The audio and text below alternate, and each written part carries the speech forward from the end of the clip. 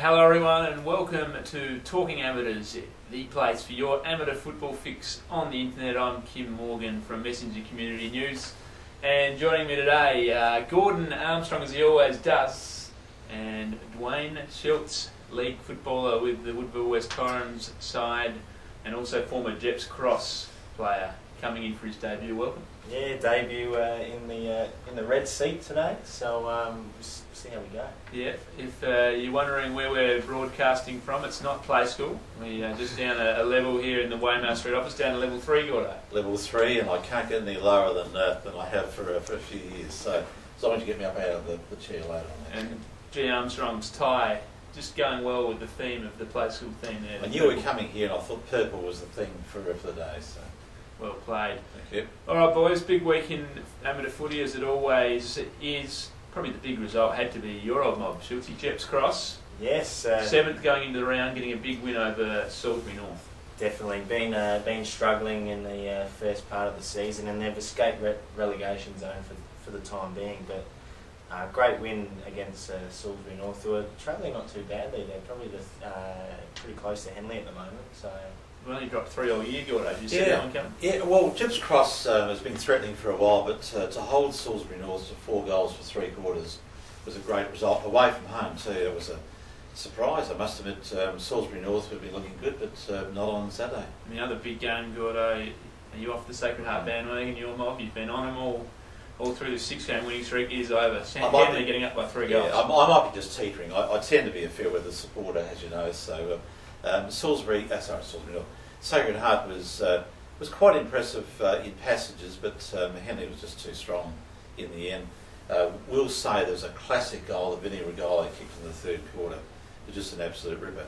Put them 12 points up, and Shops never recovered. Buddy Franklin-esque from Regalo. It was great.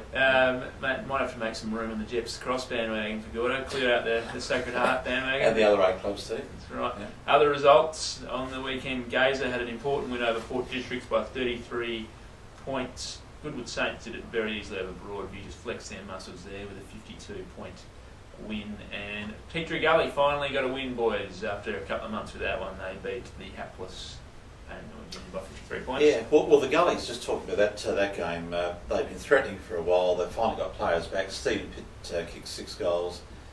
Daniel Wicks was the best players, so they've got players coming back. And the Gullies, they reckon there's still a chance to make the 5. Not sure. Big call. 3 and 7, Schultz. What does that do to our ladder, mate? Well, 3 and 7. Tea Tree Gully winning just gives them 6 points, so they're 4 points off of a 6th spot.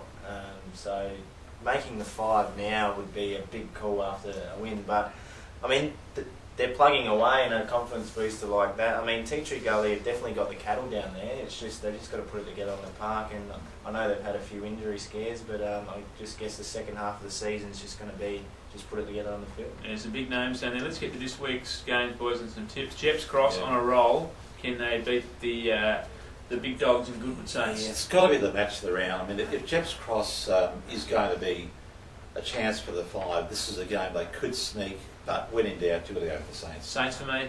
Well, I'll have to stick with the loyalty and go for the Rammers.